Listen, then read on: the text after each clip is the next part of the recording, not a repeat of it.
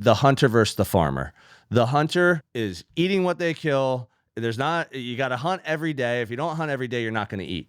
The farmer's more picking the right soil, planting the correct seeds, making sure it's fertilized, watering it. If you don't get enough sun, you might have to wait a little longer. Like, the farmer is long-term thinking for their food. The hunter is short-term thinking for their food.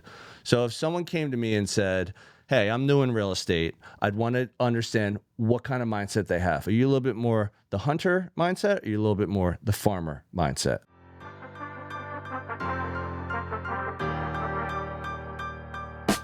Welcome to the podcast dedicated to real estate, insurance, and building your business. Join us as we take you along our own business building journeys with additional wisdom from our network of local and national experts. Welcome to Bricks and Risk. This episode is brought to you by Property Management Redefined. PMR is not just managing properties, they're creating partnerships that build long-term success for property owners.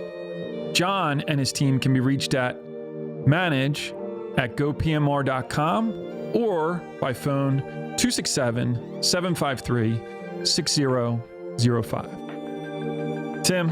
Yes, Sean. Who's a good client for PMR? Property Management Redefined is looking for property owners who value three things: accountability, reliability, and a results-driven approach. They want to maximize returns, but still provide client and tenant satisfaction. There's a lot of property managers out there. Yes, there are. What does PMR do really well? Biggest thing is they're seamless and they're worry-free. So with that approach in mind, it allows the property owner to put their trust in PMR and know that the results will be there. The other thing I think a property owner is really going to value, because they do it so well, is that they have a local expert team, boots on the ground, managing your properties and your tenants' expectations every day so that you feel good about your investments. We have millions of listeners out there. Tens of millions. If they want more information, how do they find PMR? Right here, guys. Reach out to John Sachs and his team at Property Management Redefined. They'll take good care of you.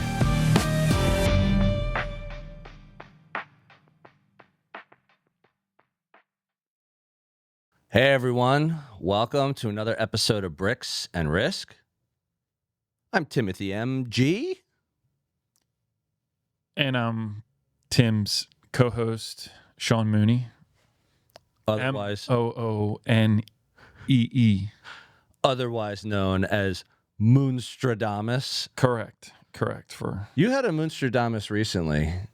I can't remember exactly what it was. Do you remember what it was that we were talking about? Moonstradamus is what we call Mr. Oh, I do. Here, it was like yesterday. When he predicts things. Yeah, what was it? It was Apple going video. That was what it was. Yeah, talk about that. So I said... How long ago? This was at least a year ago. This was a while ago. I mean... Now that I think about it. Not only did I say that Apple was going to go video, which it has already started, I also, in kind, predicted that Buzzsprout, which is our hosting platform where we submit and then get the RSS feed out to all of our... Shout out to Buzzsprout. I said that they were going to go video as well. It was going to be forced because of the way that podcasts are going, in my eyes, away from audio into a video first medium. So I thought that Apple would be forced to do it. Buzzsprout, by way of all, they would just need to do it. And by the looks of it, from what I've seen on different chat boards, Reddit boards, and such, that's where it's going. It's kind of like how we've always looked at our podcasts. We've always looked at our podcasts as we want to create a show. We want it to be weekly. We want it to be entertaining. We want it to be informative. We want ourselves to be well-dressed. I don't wear these shirts for an audio podcast. That's just not what I do. Yeah, if we were only audio, this would be useless, these outfits. Yeah. So what's the point? All right, man. What are we talking about today? Before we get started, I got to give a major shout out to one of the most loyal listeners out there. His name's Dennis. He's from Glenside. All right. Shout out to Dennis. Pretty sure I know who that is. He sent me a birthday present recently. Did you bring it? I did. Please pull it out. It's cold brew. Yo, dude. Den. That is, we'll get on the screen, bro. There you go. Den. You totally outdid yourself. That is phenomenal. Are you gonna get all wheeled up? Get some racks on there? I think if I did that, I'd have to get another one. This is gonna go like, dude, above my bed in my master bedroom. And if you don't know, Den O'Donnell, good friend of ours. Mooney's known him way longer than me, but great guy. Got into skateboarding a couple years ago. How's the latest skateboarding going? Listen, everybody needs to go to YouTube. They need to go to DOD323.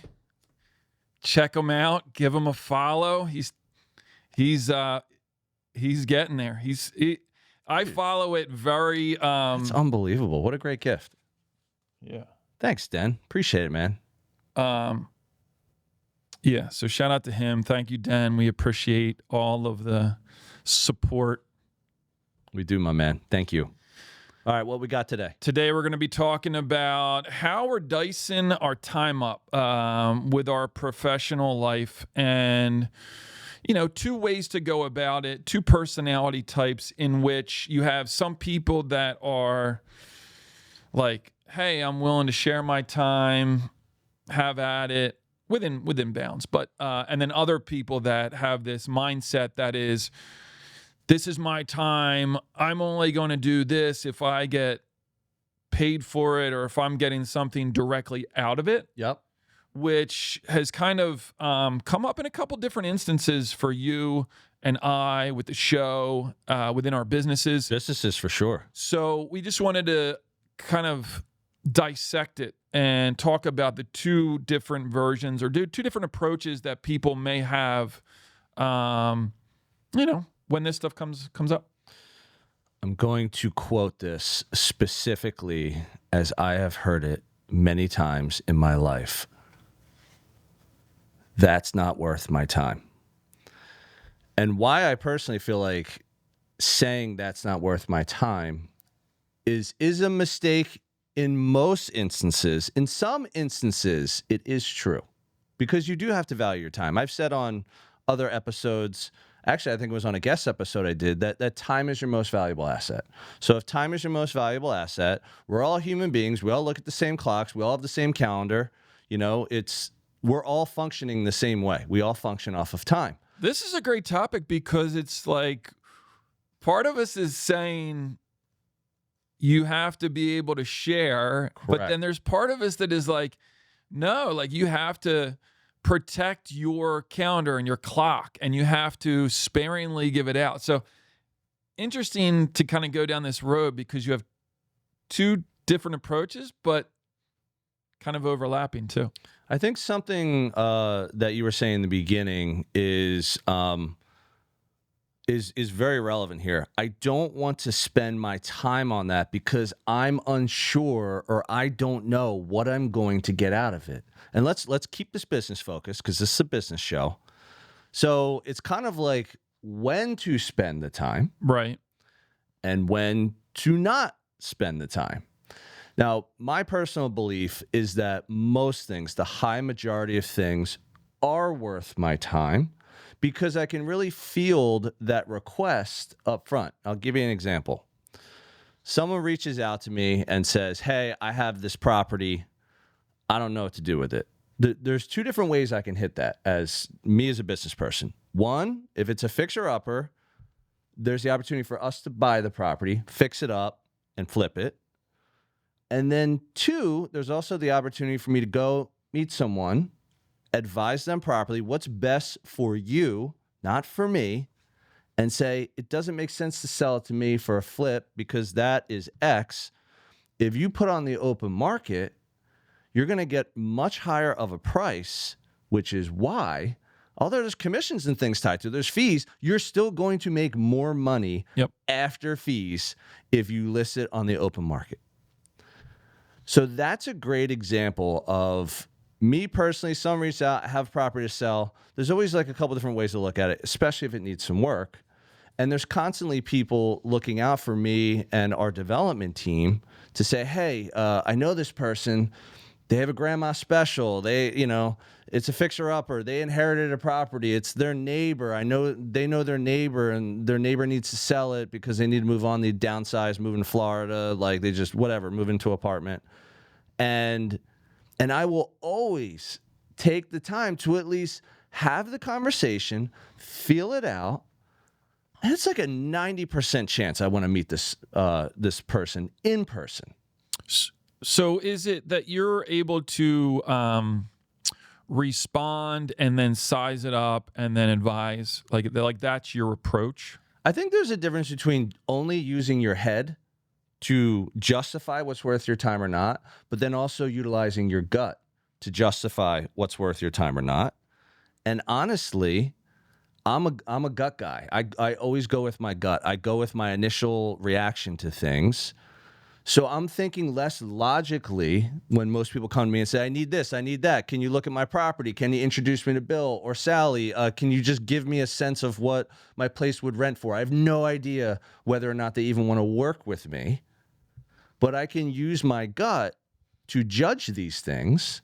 It's usually through phone, email, text.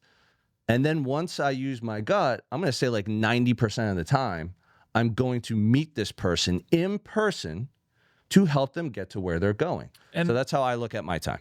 And then what's the flip side of that? So if your approach with most people is, hey, I'm willing to talk, I'm willing to meet, see if it's a right fit or not. What if we're talking in the vein of not worth my time? What's the 180 degrees approach to that? What I've heard a lot in real estate, because I have a team, I also mentor agents that are not on my team. Here's something I hear all the time, whether you're brand new, you've been doing this for a year, you've been doing this for like 15 years. So many agents say, I don't do rentals. I don't do them. I don't list them. I don't run with tenants. It's not worth my time.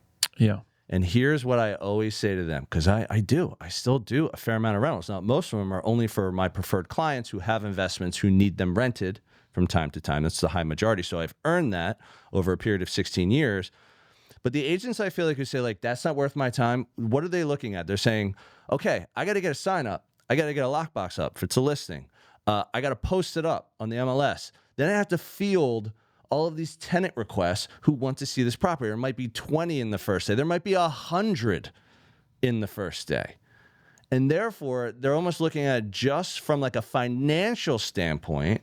If I spend all this time and I only make $500, $1,000, $1,500, I don't want to do that. If I do a sale, if someone buys or sells through me, I'm going to make 10 times that. Yeah. So I'm going to focus all my time on sales. And the reason why I'm not like that is because I look at it as like, I'm in the relationship business. I'm in the customer service business. I'm thinking long-term. Like if someone's got an investment and they need to rent it, I'm an investor. So one, I want to see them get what they need out of the property, get as much rent as you can in the shortest amount of time with a good qualified tenant. That's what I offer. Also, eventually, they'll either want to sell that property or maybe they want to buy another rental, or this happens all the time, they're just going to drop my name to their friends, their family, their coworkers, their neighbors, everyone they know and say, call Tim for anything real estate related. Buying, selling, renting, investing, whatever. That is like the flip side, is someone says, not worth my time, thinking with your head, it's not enough money, it's too much work, versus thinking a little bit more with your gut. Well, let me just feel this out. Maybe it's a crappy rental and they want too much money. Then that'll be the 10% of the time. I'm not the right agent for this. You want to list this for too much. We're not going to get that. There's no sense in me listing it if I don't really agree with where you're going. That was going to be my next question is, where's Tim's line? Yeah. It has to make sense from a market standpoint. Like you have to be realistic with what you're trying to accomplish. And usually an investor, let's say with a rental or a seller, does not know anywhere nearly as much as I know, because this is what I do for a living. This is what I do all day, all night. Like, I invest, I develop, I've owned lots of real estate. So if I can't be of service to you, meaning my job is, if you want to rent something, my job is to rent it. Not to sit there and wait for 6 months for you to get frustrated and say, Tim, you're not doing what I hired you to do. But if a cold call came in to be a tenant to go find an apartment, would that be an automatic no? Not an automatic no. It usually has to come through word of mouth. So I have to understand, it's like, who is the person? Why are they coming to me? If I have a rental listing, lots of people are going to reach out that I don't know. That's different. Yeah. But like, let's say you know someone that says, hey, I want to go rent a 3-bedroom row home in the city of Philadelphia. Tim, can you talk to Bill? Can you talk to Sally? And I say, of course I will spend that time. And I'll talk to them and try and figure out what they need, advise them properly, whether it's through me or someone else. It reminds me of our interview when we were talking to Nick Gigante.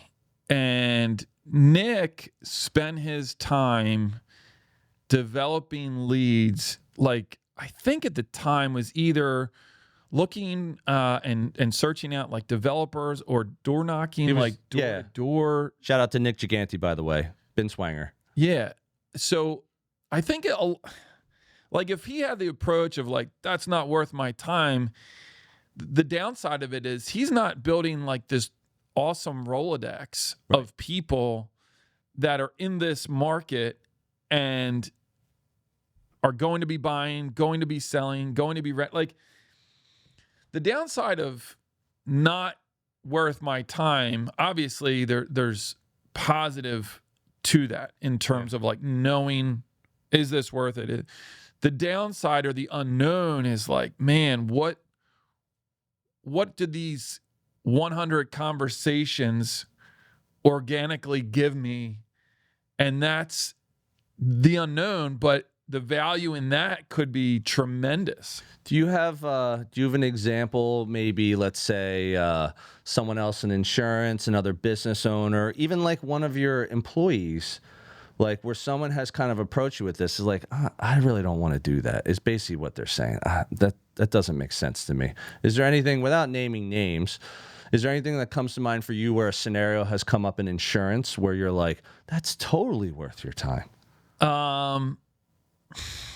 So for us, it's we've talked about this ad nauseum. Besides the Deadbolt, but we have a real good way of feeling people out when they come to us. Yeah, in terms of where they're coming from and what they're looking for, and knowing if we're going to be a right fit or not. Yeah. So our intake allows us to get great background information on this particular prospect, and if it's going to be worth, I don't want to say worth our time, but if it's going to be more of a fit for our... Can we help? Yeah. It's almost like, can we help? If you're unrealistic, I probably can't help you because you're just going to want this and I'm going to tell you it's that. We're going to disagree. And then there's what use is it to work together if we disagree like at the first conversation? Yeah. And it's more like we get it often as to like, they get to us after talking to 3 people and they're at the end of their deadline and they're like, we need this insurance in place in 2 days. And I'm like, I'm not going to be able to help you. Like, I know what's going on in the agency. I know what you need, and it's just not going to be something that we'll be able to, provide. Yeah, I mean, one thing that you and I, we talk about this all the time. It's one of the foundational principles of the show are relationships, and really understanding like relationships in the form of like building future connections. So we've made this example before of like, hey, someone reaches out to me, a friend of a friend, let's say, and calls me and says, hey, Tim, I have this office building and there's 1,500 square feet that's vacant. I'm looking for a tenant. Can you help me? And my gut reaction to that is no. And the reason it's no is because I don't really do commercial leasing. That's a very specific thing in real estate, because people say real estate is like a very broad term. It's like there's residential sales, residential rentals, commercial sales, commercial leasing. Like there's lots of caveats to real estate. Yeah. Someone says, I need help with commercial leasing. My reaction is, I don't do that. But this is where the but comes in. Tell me a little bit more about what you're looking to accomplish, and then maybe I can point you in the right direction. This is where the building future connections comes in, which also plays into that's not worth my time. Like someone, if they're only thinking with their head, they'll hear commercial leasing if you're in residential real estate and say, It's black or white. It's not binary. doing it. It's not me. I can't do help it. you. Call someone else. Thank you for thinking of me though, but go ahead and call someone else. Just leaving it like it goes nowhere. You're probably never going to speak to the person again. Yeah. And then there's also the theory or the perspective of saying, tell me about what you need. Let me spend 5, 10, 50 minutes talking to someone that I don't know, as you wince, and tell me about what you're trying to accomplish. And then I can educate you. Hey everyone, this is Tim, your favorite Bricks and Risk co-host. But don't tell Sean. I hope you're enjoying this episode, and I'll get right back to it in a moment. Our audience grows through word of mouth, so if you would please take a moment of your time and give us a review on the platform you're on, that would be fantastic. Please also help spread the B&R word by sharing your favorite episode with a friend. We greatly appreciate your time and trust. Now, back to the show. Oh, if it was like a good commercial agent and they charged X, which is what they charge, would you want me to recommend someone? And they would say, I would love to. The reason I came to you is because Bill gave me your name and said, talk to Tim. If it's real estate related, talk to Tim. So what Bill also knows too is I'm a resource. I'm a reliable resource for anyone in his network, no matter how big or small or how important he or she is to his life, let's say, if it's someone he knows loosely or it's like a relative. So he knows he can drop my name because he knows I will help that person get to the next stage in the process. It's either me trying to help them out or myself, or it's me trying to find them the right person that can help them out in the right way. What are your thoughts on that? I just think that... Besides when I said 50 minutes. A 50, yeah. I would recommend coming down to 30 as a cap on that. But I will say that there's something to be said for the people that say, nope, don't want it, don't want to talk about it, it's not in my wheelhouse. Yep. I am staying in my lane, and if it's not in my lane, go find someone. I don't know. It's just not my personality, but I feel like those people are so programmed in a way that it becomes so easy, right? Like they know if it fits, if it doesn't fit, psh. Yeah, it's like thinking with your head is really just like you're zeroed in on what you do. Yeah. And also what you don't do. Right. Which is a little bit less the relationship model, in my opinion. That's a little bit more of the sales. Transactional. I'm transactional. I want to grow as fast as I can in as little amount of time as possible. So therefore, if I waste 5 minutes on a client or a potential client that I know I can't help, that's 5 minutes I could be spending giving myself more trajectory in this way. So that's a little bit more I call it let's call it the head versus the heart. We'll keep it real simple. If you're thinking with your heart, you're thinking a little bit more gut, where to come from. There's more to it. Yeah. You think with your head, it's like commercial leasing, you do residential real estate. You're like, nope, sorry, not much. I don't do that. Thank you so much for thinking of me. Sorry, I can't help you. And have a great day. And you can be polite about it, but that's it. No more conversation. It reminds me when we were talking to the Marathon boys, Rory and Mike. Shout out to Rory and Mike at Marathon Mortgage. Happy Hour Podcast. Go check them out. Marathon Mortgage Happy Hour Podcast. Marathon Mortgage. You said Marathon Mortgage, so I just went Happy Hour Podcast. Okay. I was kind of... There we go. And remember I was saying, I wish there was... I have dreams of having a 9-to-5... Yeah. Going on vacation. Your vacation. The Mooney staycation. having a 9 to 5 Working 40 hours a for week. 2 weeks. Yep. Where you clock in at 9, you leave at 5, you probably had a lunch, you know, and then you're on your drive home, you're listening to your favorite podcast or your favorite song, your favorite album, your favorite audiobook. You have this nice leisurely drive home because you know there's nothing more to do when you get home besides maybe spend time with your family or spend time by yourself or spend time with your dog or your cat. Like, you're just like, I'm fit. What am I having for dinner? I Where have my eyes closed. I'm just what am I drinking picturing tonight? that in my head. Yeah. So it's pretty funny. So it's kind of like that is I that's not me. I'm not wired to do that. That's, just not the way that I could operate. But similarly, I wish there was part of me that would just be like, nope, go somewhere else. Can't do it. Can't. Very black and white. Like, Yeah. I already have the answer. Okay. I'm always trying, like you said, it's building relations, it's fostering relationships, trying to help people. And again, if someone was referred to us, it's not only helping this person, but you're helping out a friend of a friend that, is looking for that. So I'm going to drag something out of you right now. I'm going to extract out of Mr. Mooney something. Right. So we've talked many times on the show, more in like a joking manner, about the infamous Mooney Insurance Brokers Deadbolt. right. You draw the shades. Yes. You lock the door. It's funny too, because our entrance one gets is in the in. rear You're right. of the building. So like the front, And you still do it. Yeah. You do the back too. Yeah. All right. So if I were running a storefront, I'd probably have balloons. Yeah. I mean, all the windows will be Welcome open. wagon. I have a storm door with the screen in May and say, yo, come on in. Hey, you want a cup of coffee before we even talk? So like you and I are kind of like different on that. Talk about the deadbolt. Also, another thing that you do that plays into this is your form, like how you disqualify. Yes. Talk about those two things, because that kind of it's a little bit more not worth my time. Yeah. But talk about it from your perspective, because you don't necessarily see everything that way. Here's what I'll say. Yeah. Is our time in our agency is very limited.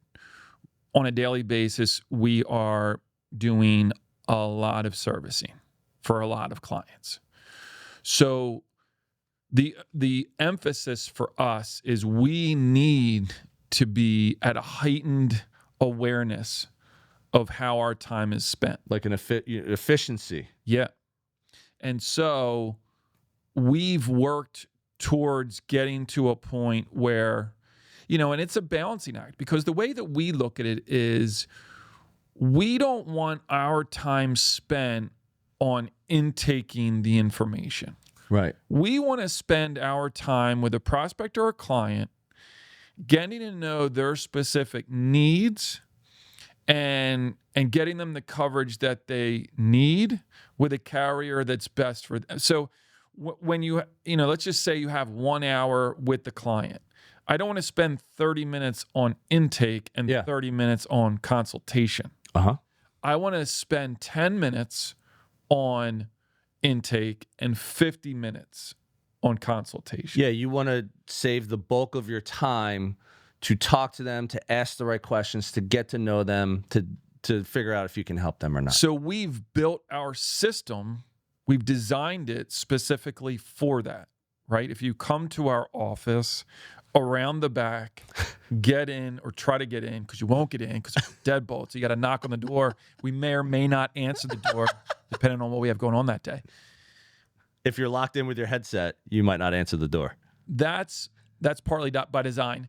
But if someone reaches out to us, the first thing we do is getting them a link to get their current insurance, so that we then, a ball goes in their court, they fill it out, they send it back, but we're not doing it. We're not touching it. Right. It's automated. Yep. So that we get it in, and then it goes into our queue to be, worked. We run the background information. We kind of get it into our systems, kind of fine tune some things once it's in there. And then it's the call back to schedule time. Hey, when can we hop on a call to review to see what you have going on? Oh, you have youthful drivers. Oh, there are ones in college, ones in high school. Okay, working through all of those additional items that we kind of work through. And that's where we want to spend our time. Well, so what's interesting, the reason I wanted to bring that up is because you and I are both more relationship minded, relationship philosophy. That's how we grow our businesses, through relationships, taking care of people, referrals, compounded clients, as I've called it before. Yeah. But I think what's interesting is while you're more deadbolt minded, and I'm more storm door with the screen minded. Literally, if you come to my office, I sit in the front. It's a true story. We're going to have to send them an image. I know. Sorry, we'll get you there. But literally, I have dark blinds. I know. 1, 2, 3, like 4 windows that sit right on Butler, right there.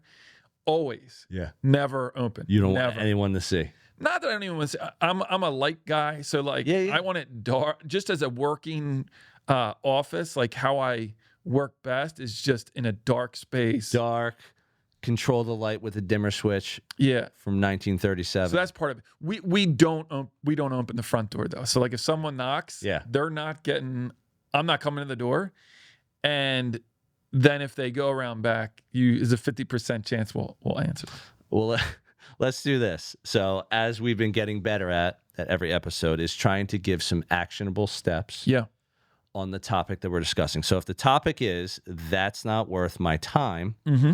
What's like an actionable step that you can give to someone, whether they're like you and I, relationship minded, or whether they're transaction minded? Like, what would you say to someone as advice for someone brought up that's not worth my time? Or what questions would you ask, I would say? I mean, it depends. It depends on what type of person you are. So I guess if you... Let's keep it to insurance. Right. So you're talking about the deadbolt. You're talking about the form. Yeah.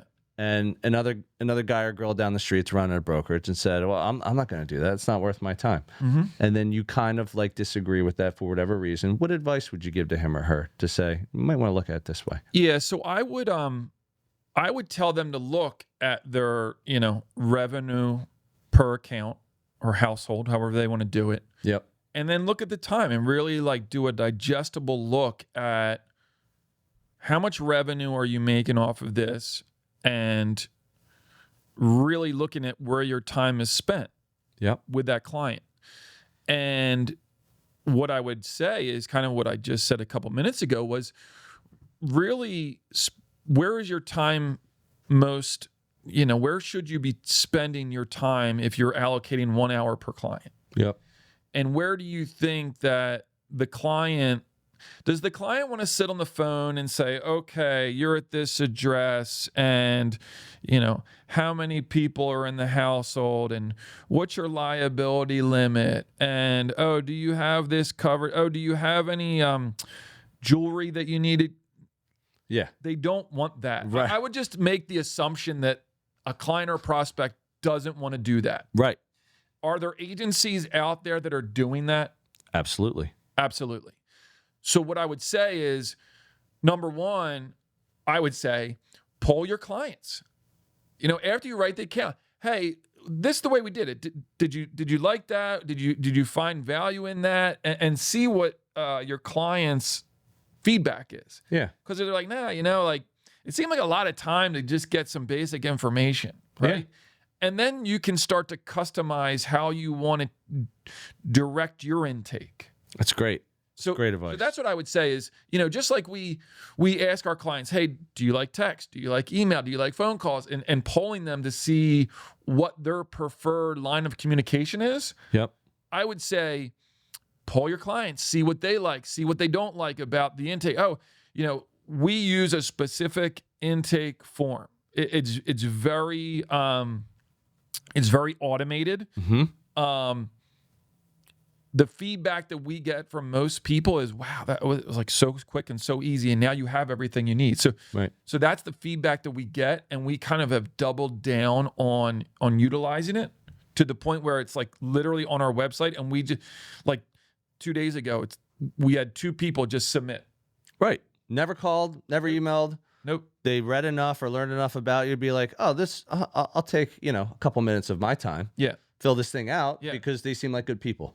That's what I think that people are doing. If I were doing it, I would look online, see who's like near me, or see who's handles this type of insurance that we need. Maybe go to some Google reviews online to see, okay, this is what they do. They seem pretty good. Go to the website. Oh, this is what their recommended process on how to do this to make it as quick as possible, as efficient as possible. And okay, that seems good. Yep. So you're kind of building the funnel and showing people that this is the best way to do it. Mm-hmm. So that's what I would say is look at your time, look at what you spend your time doing, and build it around that process to make it more efficient and is best for the client, for a client experience that they're going to want. Okay. Good. What I would say. You? Like what's your, if we're talking and flipping the coin to real estate, what would you recommend, new agent in terms of, hey, I hear people saying it's not, I shouldn't do this because it's not worth my time. What would your general response be? And you could take it as like a newer agent as an example, that's trying to kind of find their way in setting themselves up. Yeah, it would really just be in understanding what his or her business model is. Like, are you a little bit more transaction minded? Like, you just want this thing to grow, and like, I'm not wasting my time with anyone? Or are you a little bit more like, I've always said, the hunter versus the farmer. The hunter is eating what they kill. You got to hunt every day. If you don't hunt every day, you're not going to eat. The farmer's more picking the right soil, planting the correct seeds, making sure it's fertilized, watering it. If you don't get enough sun, you might have to wait a little longer. Like, the farmer is long-term thinking for their food. The hunter is short-term thinking for their food. So if someone came to me and said, hey, I'm new in real estate, I'd want to understand what kind of mindset they have. Are you a little bit more the hunter mindset, or are you a little bit more the farmer mindset? Once I have that, then I can really, give a sense. Let's say they're not a farmer like me. They're a hunter. And let's say they're focused on just one geographic area, one suburban town or one suburban county or one city neighborhood, whatever. They're like, I only want to do business right here. First I'd be like, well, is this a career move for you? Like, are you trying to be in real estate for the rest of your life? Like, let me understand that. If the answer is yes, my grandfather did it, or my aunt does it, and I know I'm going to do this, but I'm a hunter, then I would give them hunting advice. It'd be like, look, you want to geofence, you want to market with postcards, you want to door knock, you want to do Facebook ads like in these areas, like you want to do big networking events like only in your area and go shake 10 or 20 hands and pass out business cards, or do hyper local social media content. Now, if someone came to me and said, hey, I don't know if I want to do this or not, and I'm a farmer just like you, I'm more relationship minded, then really I would say, then you got to be thinking more like me. You got to be thinking like 90% of any conversation that comes your way is worth your time, because then you're going to have to rely on your gut. And then once you gut check it, you'll either be able to service that client or pass them off to someone who can service them. Oh, Tim, I don't have anyone in commercial leasing, or I don't have anyone in insurance or the mortgage. Okay, then you need to go out and build those relationships and go meet 5 loan officers, go meet 5 commercial people, and find the right people to link up with, because this is what you need to do to build relationships. You need to go out and spend the time and get to know people and say that's a terrible relationship or that's going to be a fantastic relationship, and build up your support system. So that's the advice I would give for real estate. And it's building the Rolodex, right? Yep. Because once you become a resource, you might not be the right fit right now. Yep. But who knows down the road, like there's going to be something that catches in their memory to be like, oh, Tim didn't help me out, but I remember, he was very helpful. He was able to get me to the right spot. Yeah. And then when they have a need that might fit, they could potentially come back and be a client down the road. Good chance they're going to want to talk to you again. And that's what I've said too, is a lot of times we get these referrals and we can't help. but we make sure that they're getting to the right place. Yes. And sometimes they won't wind up doing business with us immediately. But we've had those instances where they come to us, they go somewhere else, but they refer us back to people. Yeah. Because there's this impression in their mind that we were helpful, that we were able to kind of provide them an answer or a solution to their problem. So there's a long tail on those that if you can do right by people, it's going to pay dividends at some point down the road. And that's one of the major benefits of being that networker, that resource for people that's built on relationships. Totally agree. Go ahead and shut this one down. Dan, I'm going to give you one more here because this is... Dan, so phenomenal gift. Now I'm going to have to mail you some stickers. Yes. Without you even asking. They're coming your way, man. Mount Joy, Pennsylvania. Here he come. If people want to get a hold of us, they can email the show, bricksandrisk@gmail.com. You can get us on Facebook and Instagram. All the usual suspects there at Bricks and Risk. YouTube, we're growing. We're right at the cusp of 250,000 views. Pretty cool.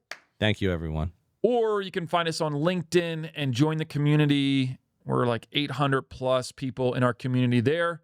And we're going to post stuff that you're not going to see in other places on our LinkedIn page. So a cool spot to land to see some additional items. And one final thing is hit us up about our Bricks and Risk events. We have one coming up.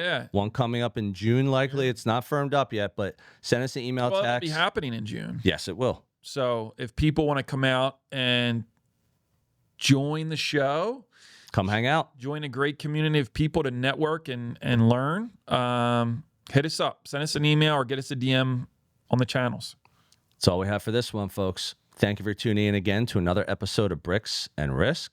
See you next week. Thank you for joining us on another episode of Bricks and Risk. Our goal is that you walk away with 1 or 2 valuable nuggets, and we greatly appreciate you sharing your time with us today.